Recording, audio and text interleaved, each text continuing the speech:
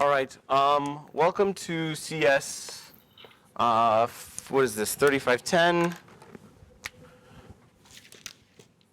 This is L17A, I think, and this is approximation algorithms.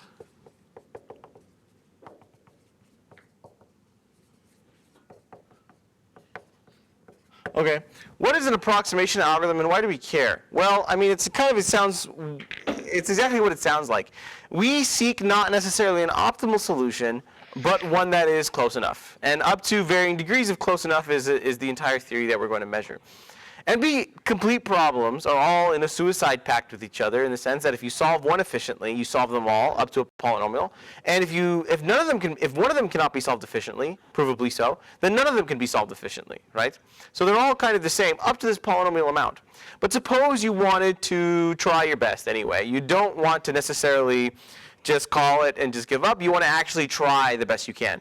Find not perhaps an optimal set of items for knapsack, but one that's good enough. Find perhaps not an optimal minimal vertex cover, but one that's a vertex cover that's decently small, maybe good enough.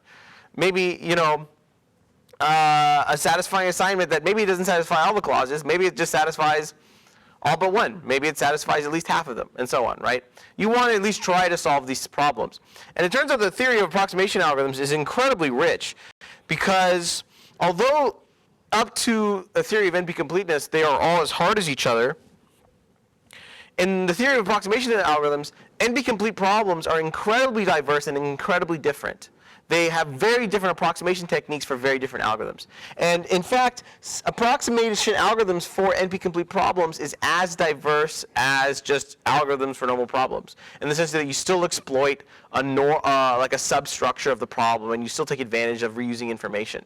You're under the assumption that you can never get perfect, but you still try, right? That's what the theory of approximation algorithms is. So, and it's usually done in context only of NP-complete problems. Because if you can solve the problem, if the problem's in P, if you can just solve it anyway, don't bother approximating. We'd rather be perfect than be fast, right? Even like, if there's a choice between a linear time approximation algorithm or a quadratic time perfect algorithm, I think most people would choose the perfect algorithm over the approximation one. We do approximation in the case where the best we can do perfectly is exponential time, right? So how should we measure an approximation algorithm? We define an approximation ratio, P of n, to be if C star is the optimal solution and C is the output of an approximation algorithm. We let the approximation ratio, P of n, be defined to be some function which is less than or equal to the max of the ratios of those two.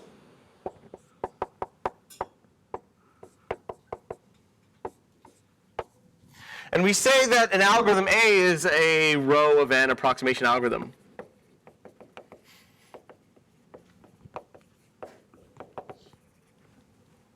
If it outputs an answer,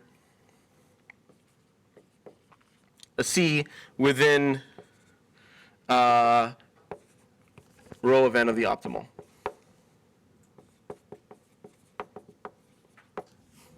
Where C star is the optimal answer, right? We seek the maximum approximation. In practice, maybe it's a minimizing problem. For example, you want the minimum vertex cover or the maximum number of satisfied clauses.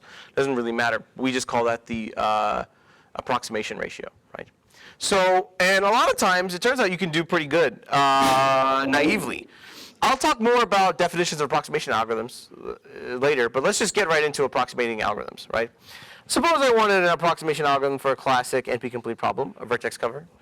Everyone knows what vertex cover is, right? Vertex cover, we seek a set of edges. In the decision variant, the decision version of the problem is worded as a graph G and K, such that G has a vertex cover of size less than or equal to K. But we seek the minimal vertex cover. So a vertex cover is a set of vertices that cover every edge.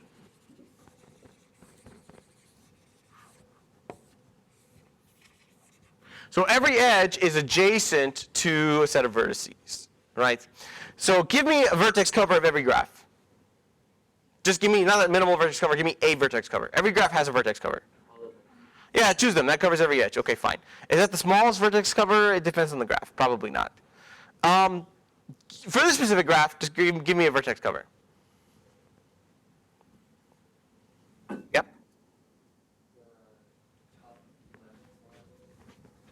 And down and right from that. There's at least one edge missing. And then one up from that. That one? Yeah. Is that it? Okay. Yeah. Is that the smallest vertex cover?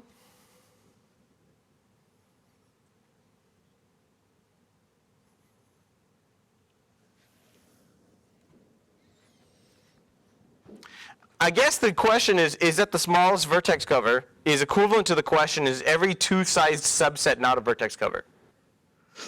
Is that the case? I claim every two-sized subset is not a vertex cover. Why is that true? If you had to prove it for this specific graph.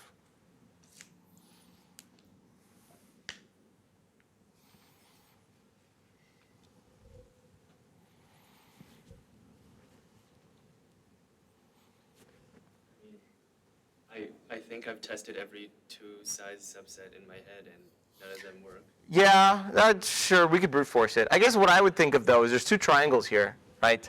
A vertex cover of a triangle must contain two of the three edges, right? So if we have something that looks like this, we must have, for both triangles, two of the three vertices. So even if I greedily chose those two, there are still edges uncovered, right? Over here, right? But I must at least choose those two, so it must be at least 2 plus 1, 3, right? Something like this. Sometimes graphs fall into special cases that end up being polynomial time. For example, vertex cover on a complete graph is easy to do.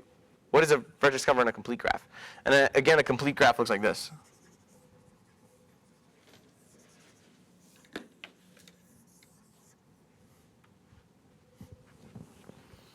Suppose there's n vertices there.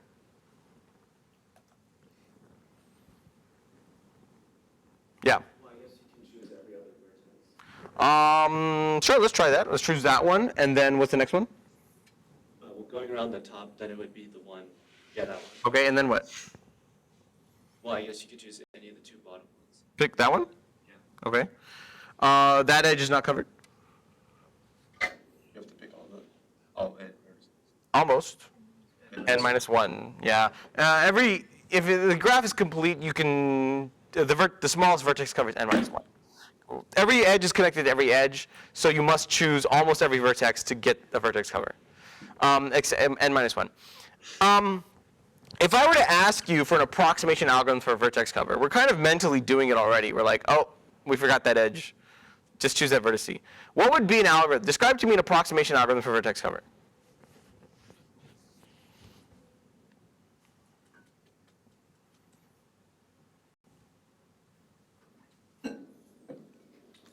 Describe to me a 1332 level solution to vertex cover.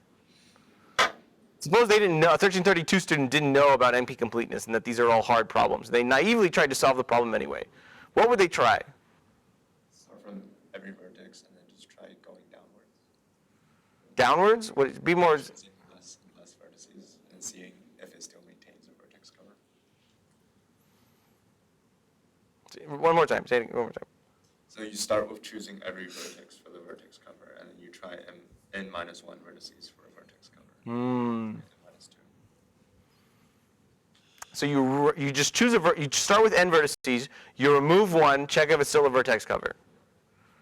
That sounds like it would find in my head that sounds like it'd be easier to find a maximum, almost a maximum vertex cover, a very large vertex cover. Because if you remove a vertex and it's no longer a vertex cover, if you stop, it's very likely you'll end up with a closer to maximum vertex cover than a minimal one, I think. So you start from none. Okay, start from none, and then You just start choosing random. good enough for me. Choosing what? Vertices, edges? Vertices. Yeah, so here's an algorithm. Start with the graph, choose a vertex. If there's any uncovered edges, choose another vertex. If there's uncovered edges, choose another vertex, and so on. That's basically our algorithm. It's going to have a small modification that's going to be easier to argue. Let's call it approximation vertex cover. Vertex cover on input of a graph G. We're going to do the following. Begin with the set that are covered to be empty. And while we still have edges to choose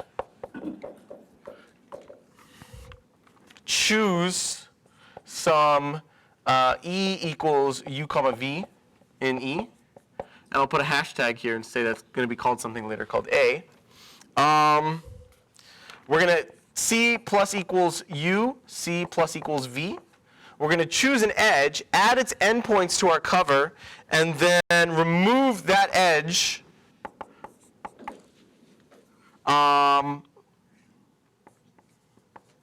from the set of edges to be considered. And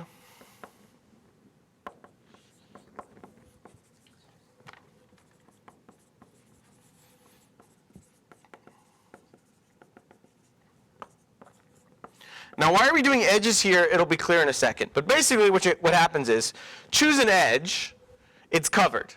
Remove it. Then choose every edge that is adjacent to that edge, and don't consider those. So for example, in this graph,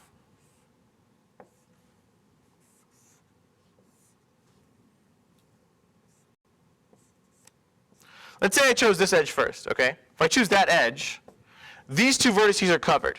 So we don't need, these are going to be included in our vertex cover, and we don't need to consider any of those, right?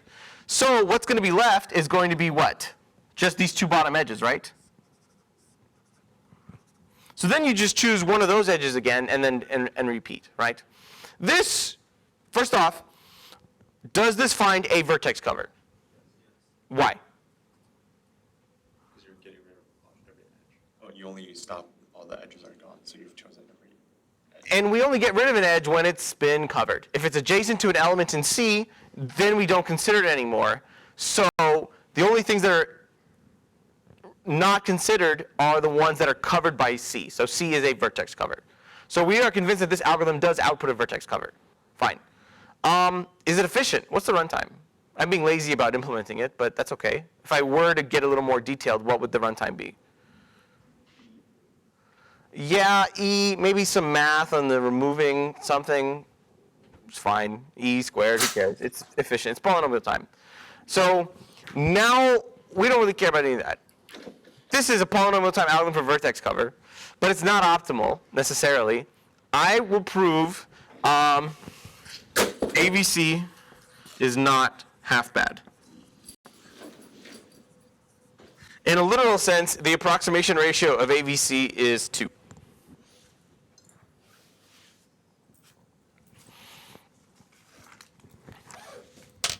Okay, first, let C star be optimal. Okay? Let A be the set of edges chosen.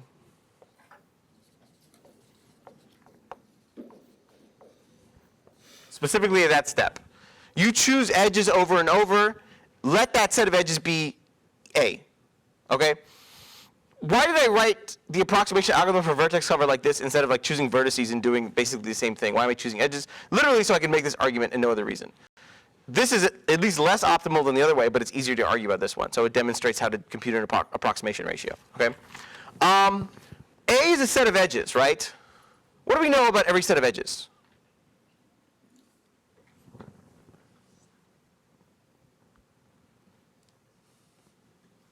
Sorry, can you ask that question again? A is just a set of edges, right? What do we know about every possible set of edges?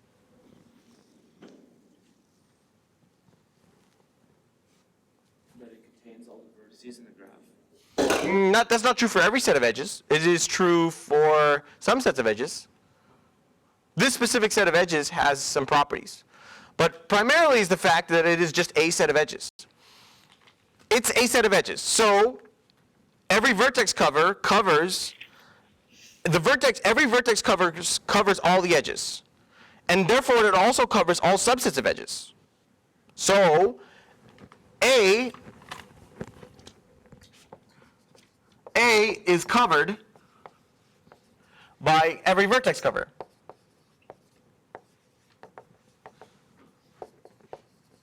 Right? There's another thing we know about A, at least in the construction of the algorithm. What do we know about the edges in A? If you were to draw a picture and look at edges in A, what do you know what they must look like? Sorry? They must make not necessarily true. I mean, here, in this example, the edges in A are going to be literally this edge and literally this edge. So those two edges chosen are A in this specific iteration, right?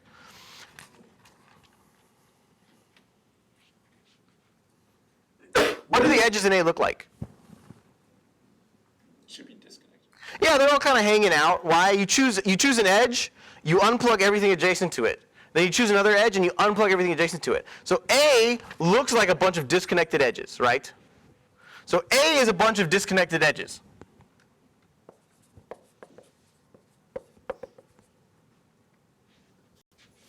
You know edges in A?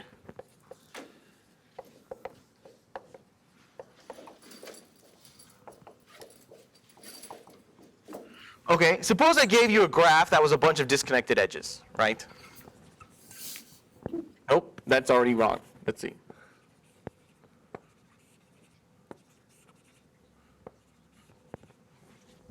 Okay, I ask you about a vertex cover for a graph that looks like that. What must the vertex cover of a graph look like that be?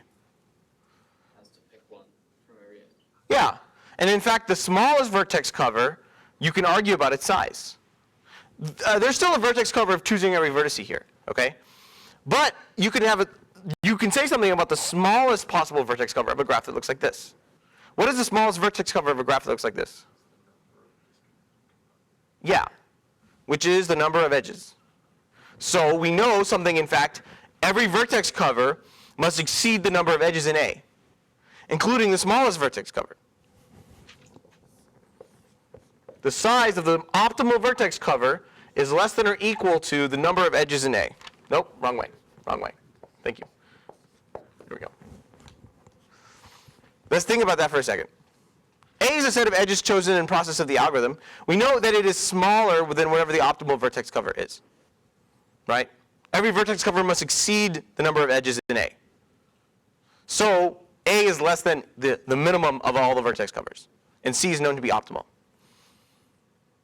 It's less than or equal to. Yes. Did I say something else? Maybe? Yeah, you're like, oh, A's. Greater than, less than. Sorry. This is as written. This is correct. Sorry. Okay, we agree. Now the algorithm outputs C, right? What do we know about C? Looking at the code, what is the relationship between C and A?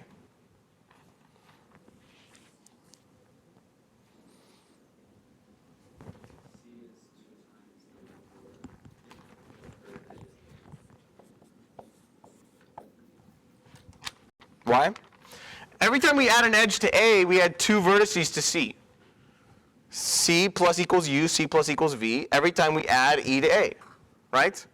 So every time C goes up by every time A goes up by an edge, C goes up by two vertices. In fact, the cover is literally the endpoints of edges in A, right? So we can combine these to get what? C is equal to 2A, which is less than or equal to 2 times the optimal, right? Therefore, the output of the algorithm divided by the optimal is less than or equal to 2. Did I do that right? Okay. That's the answer. That's the optimal. By the definition we gave, this is a 2 approximation algorithm.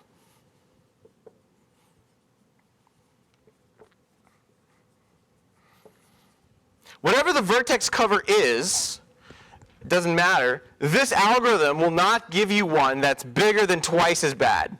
It won't give you an optimal vertex cover necessarily. Fine. But it won't give you one more than half bad. Right?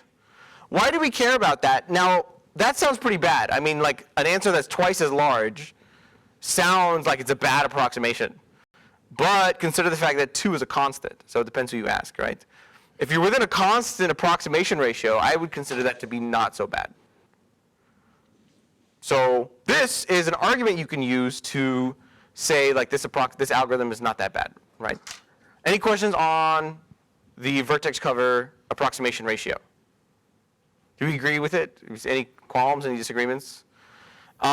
Basically, the naive solution, and of course, if you do the method where you choose vertices, and remove their neighbors, choose the vertices, remove their neighbors, that's also not going to be half bad. That'll be at least better than this, but at least this one we can argue about its approximation ratio easier, right? We couldn't complete this argument. I don't know how to complete the argument any other way.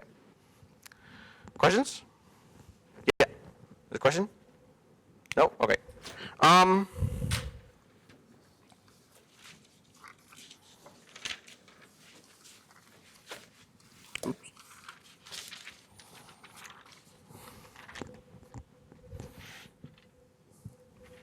All right, let's do another problem called set cover. Set cover, you're given as input a finite set X and a family of subsets F, such that S is an F. It means that X is S is a subset of X, right? So for example, let's say you had this as your elements. Let's say there's 12 elements.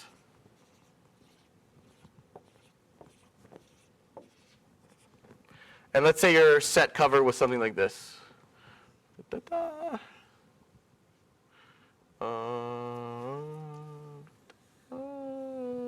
like that, and then we'll do that one, and then maybe I'll do that, and then let's make up this one.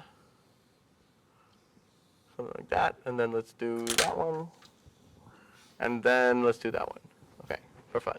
Okay, let these be sets in F. F is a family of subsets, right? Not necessarily every subset, just some of the subsets, and you're specified which ones are which. You are asked to find a set cover. A set cover. A set cover is a selection of subsets that union to span the whole set. So you are looking for some C subset of F such that the union of sets in C is equal to X. So they cover the entire set of items. So give me a selection of sets here that cover all 12 dots. 16 dots, sorry. Someone start naming sets. Top left set. That one, okay. Bottom right set. That one, okay. Bottom left set. That one, okay. Top right. Okay. The one above the bottom right. That one. Yeah. Okay. One left. That two, vertical 2. No, we don't need it. We don't need it. I think we're done. So this one is covered by this set, right? Covers it. Yeah. Tough problem. NP complete or not? Most likely? What's the reduction? From vertex. Vertex cover? Set cover is a generalization of vertex cover. So if you can solve set cover, you can certainly solve vertex cover. What's the actual reduction, though?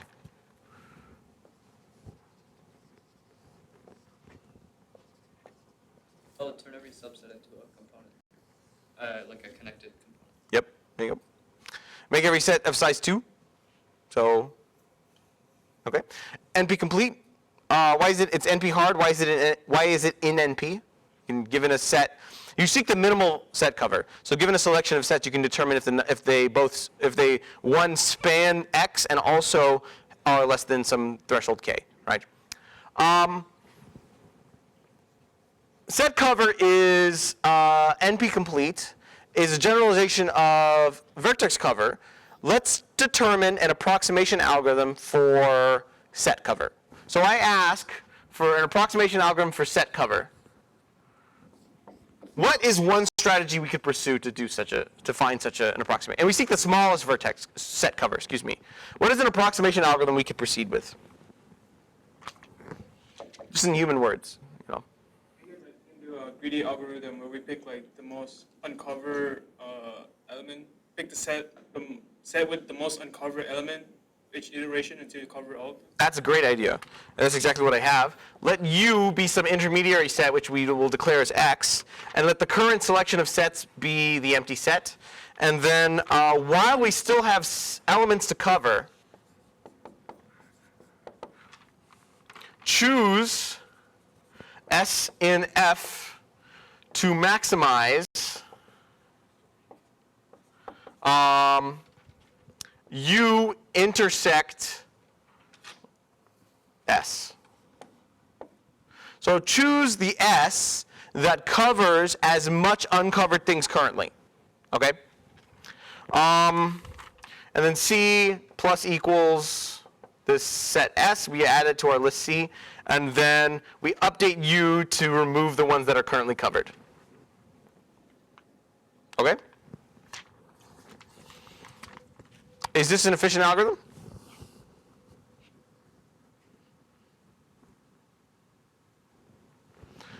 Just give me a meandering thought towards the runtime without getting too serious.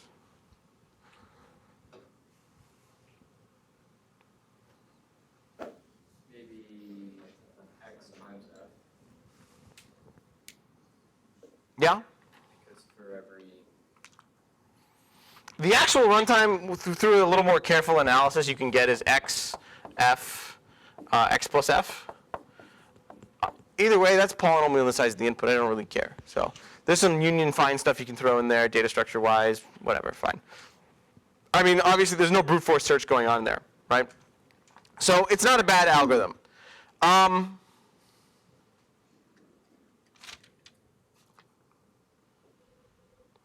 Oh, yes. Every time you choose a set S, you cover more elements, always, right? Before we get into that, I want to talk about a quick lemma, which is, it's not necessary to do, and I think we can hand wave our ways through it. But does anyone recall the generalized pigeonhole principle? If you have n pigeons, k holes, the generalized one, let's say. If you have n pigeons and k holes, some hole has how many pigeons?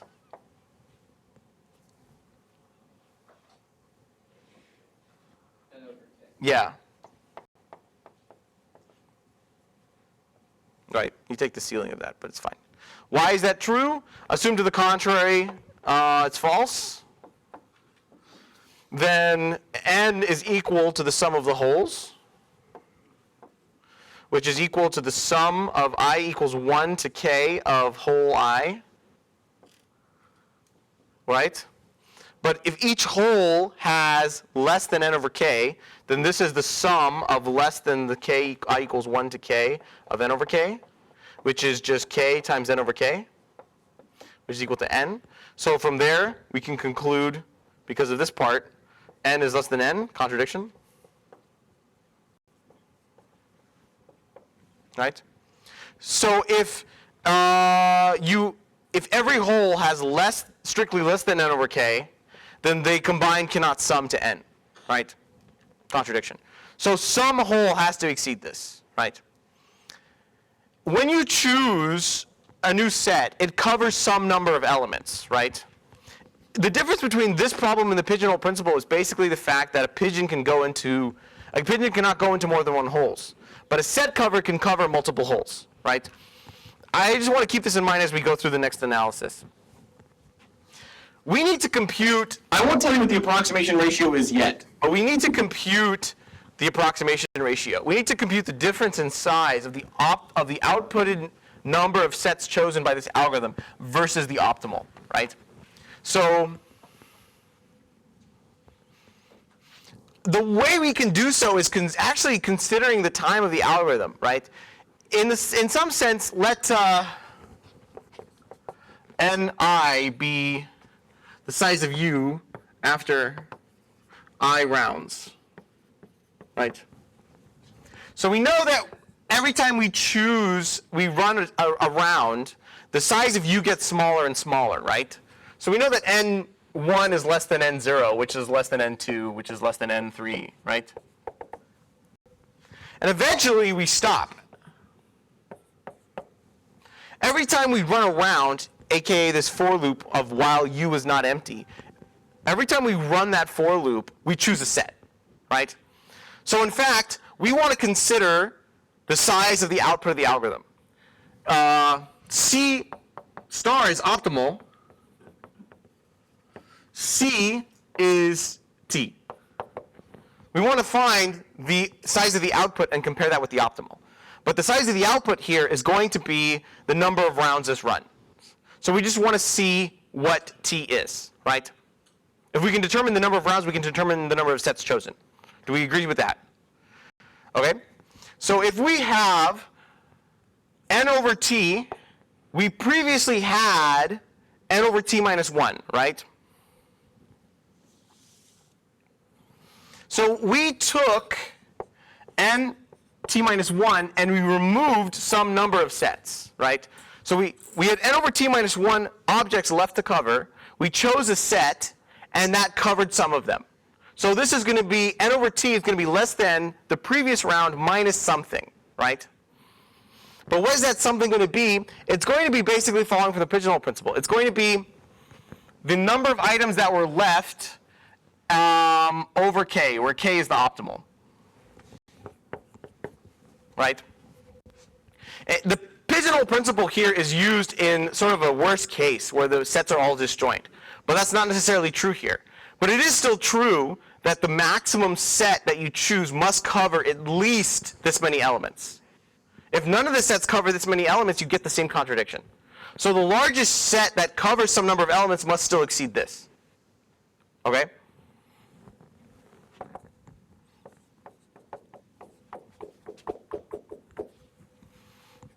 We have a recurrence here. N over t as an inequality of n over t minus 1, right? What is n naught? Hop quiz. N0. Greater than NT.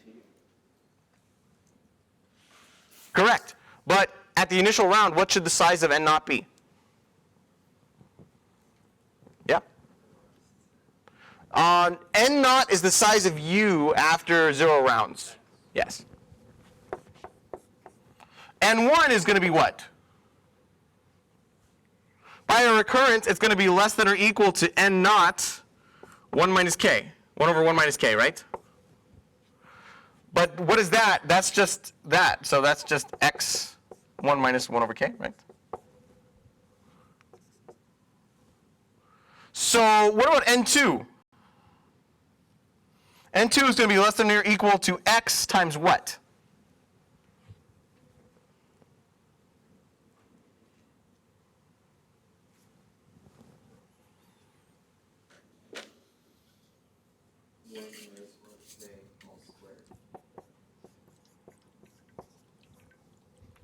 Do we agree? Why? Just chain the inequalities together, right? You get this every time you go down, you multiply by that factor. So we get that n to the t is less than or equal to the size of x times 1 minus 1 over k to the t. Do we agree? Questions on that part of the analysis? Okay. Next.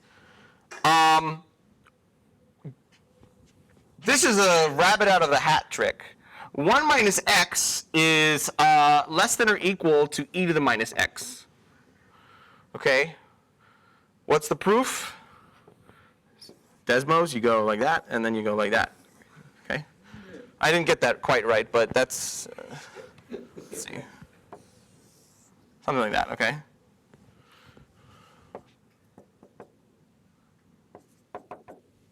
That's true, okay?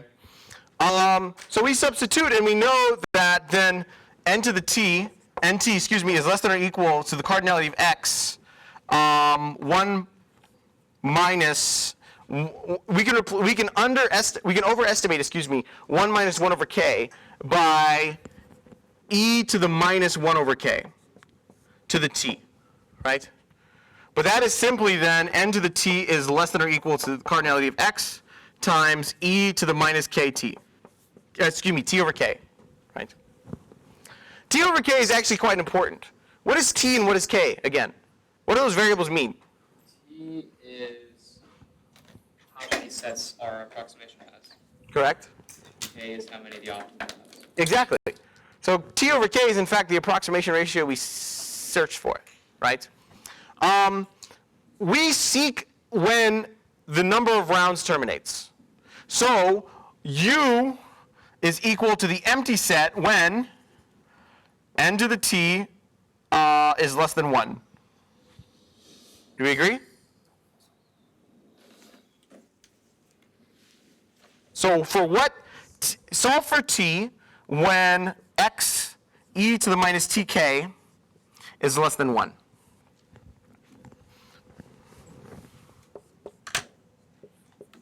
What must t be?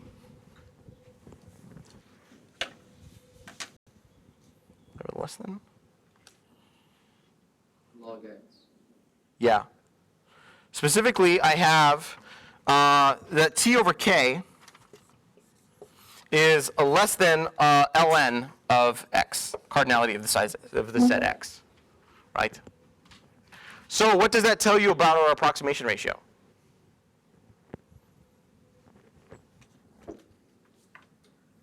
Yeah. This, what did I call it? ASC is an ln of the cardinality of x approximation algorithm.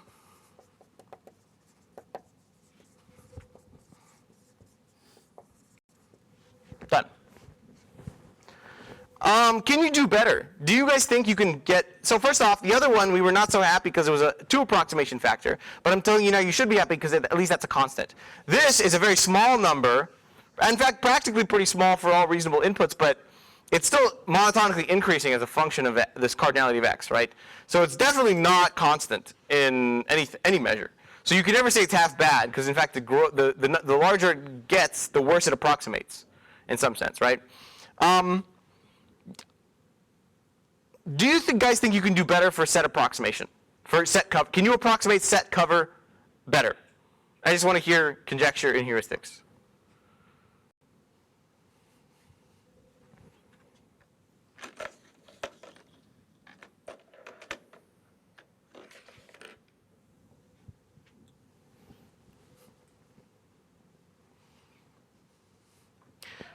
Yes. What is x again?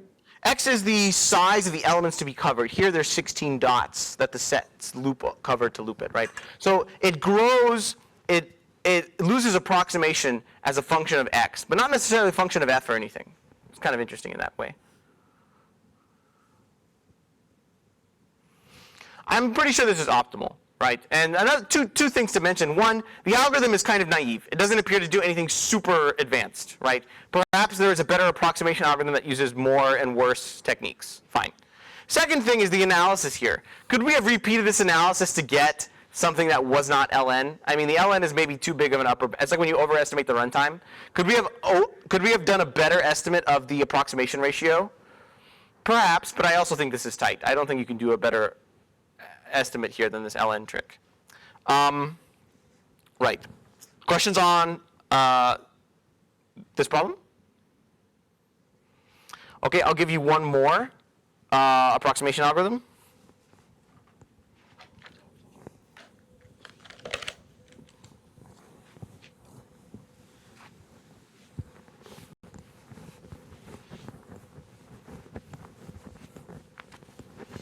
So last time we talked about randomized algorithms. Today we're talking about approximation algorithms. We can do both at the same time. A randomized approximation algorithm is exactly what it sounds like. I don't need to be more specific than that. It uses randomness and it has to have some approximation ratio. But in definition, it needs to approximate to the ratio only in expectation. So it doesn't need to always be the case that the answer is within this bound, but just that it is expected to be within this bound. As in, on average, most of the time it'll be within this bound, right? So we've talked about approximation algorithms for 2 NP-complete problems. There's a third one that's important. Max-3SAT. Max-3SAT. We want to find if we have n variables. It's 3SAT exactly as you think it is. M clauses. Find an assignment to satisfy as many clauses as possible.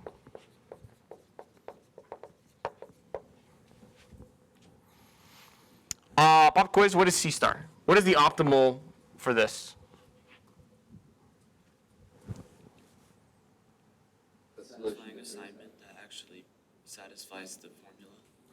When we consider ratio, that's the exact answer that we really should be doing it. But in the framework of approximation, we consider the size of things so we can compare. Oh, number of clauses. Yeah, which is m. Because they're m clauses, just as defined, right? Another thing I want to notice is that before we consider a formula to be satisfiable or unsatisfiable, it may be the case that we can approximate an unsatisfiable formula by considering how many of the clauses could be satisfied. Like, we hope to get a lot of them satisfied. But maybe in general the thing is unsatisfiable, right? That might be the case. I ask you for a randomized approximation algorithm for Max-3SAT. What would be the funniest thing you could think of? That's not funny enough. Pick a random variable, set it to true. And then what do you do about the other variables? Well, you count how many clauses you just satisfied. Yeah, that's too much. Next. Randomize each variable. There you go. Guess an assignment.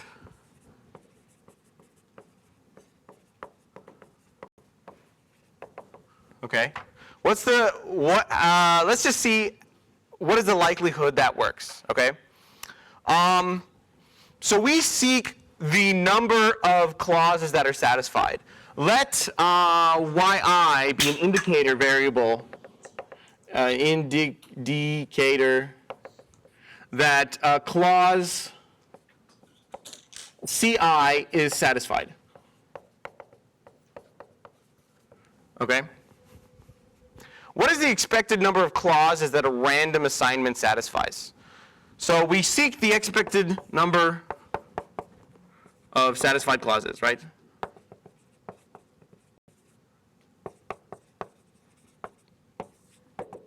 But the number of satisfied clauses can just be a sum of the random variables, the indicator variables for each clause.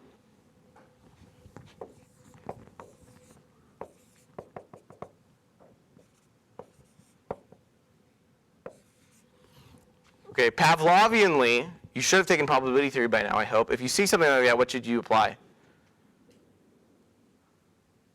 Part of being a mathematician is you get to throw around big fancy words. Is a big fancy word?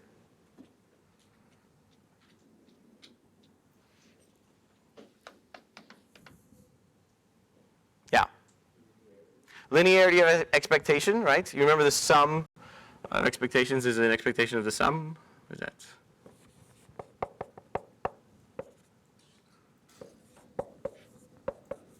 Okay. Now let's just consider what is the probability of a single three clause, a random assignment satisfies it.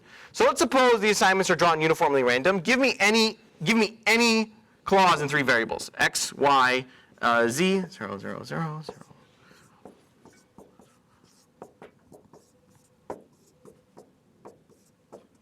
Give me any three clause. X and not and y. Come on, say something. X, not y, not z. Okay. Does 0, 0, 0 satisfy this clause? Yeah. Okay. 0, 0, 1? Yeah. 0, 1, 0? Yeah. 0, 1, 1? No. 1, 0, 0? Yeah. 1, 0, 1? Yeah. 1, 1, 0? Yeah. 1, 1, 1? Yeah. Okay. So what is the probability that a clause is satisfied by a random assignment? Yeah. 7 to the 8th of the time, a random assignment is going to satisfy the clause. Now, what we're not saying, we're absolutely not saying is the clauses are independent, because that's absolutely not true. X in one clause and not X in another means they're exactly right. So even X in one clause and X in one clause means they're both satisfied or both unsatisfied. But on expectation, a random assignment has 7/8 probability of satisfying any clause. So what is the expectation of yi?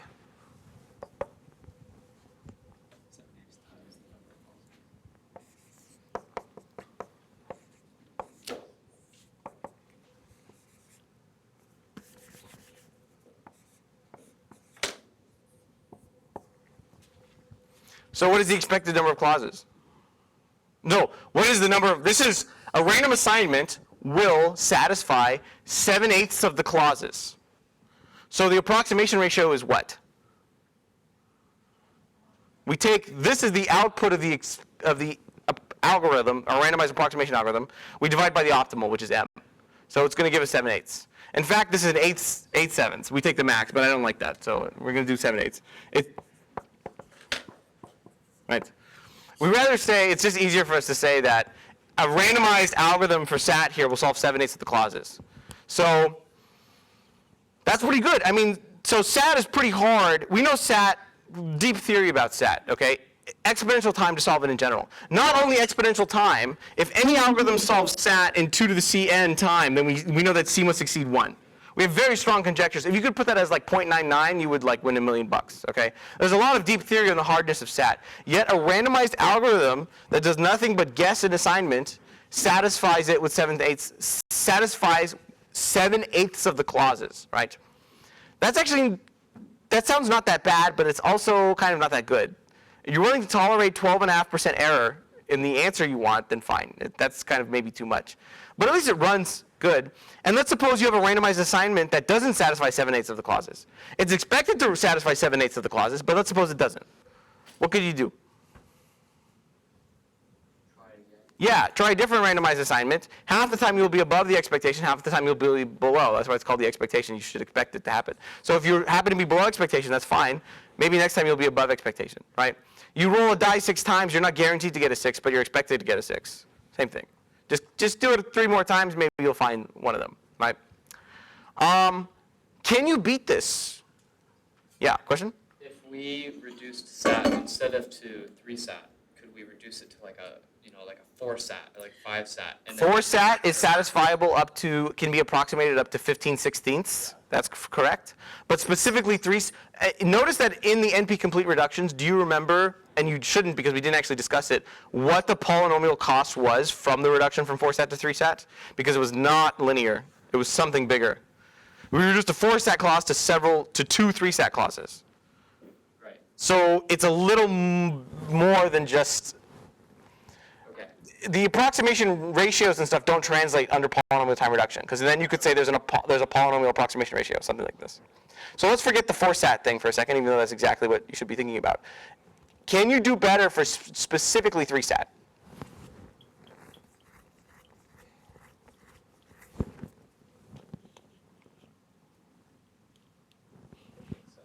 I don't know, that just seems very naive. I reckon I could do better. Well, approximating SAT to 7/8 plus epsilon is, well, for any positive epsilon, is NP hard. So beating this, So we just give up? yes. Okay. Who proved this? P is equal to NP. Jan Hastad proved this in like 1991. If you could approximate SAT better, 3-SAT, better than 7/8 of the time, then P equals NP. How do these people get such a head start? I wasn't born. This is a really good result, and it builds on like 40 years of papers. And in fact, the guy who I came up with this algorithm, I think, was affiliated with Georgia Tech at the time. There was Georgia Tech emails all over the Max-3SAT thing. So kind of interesting that you can't do better. But so back to the question: are NP hard problems hard? Kind of. Like, it depends. It's all about perspective. Questions? We'll talk more about approximation after the break. All right.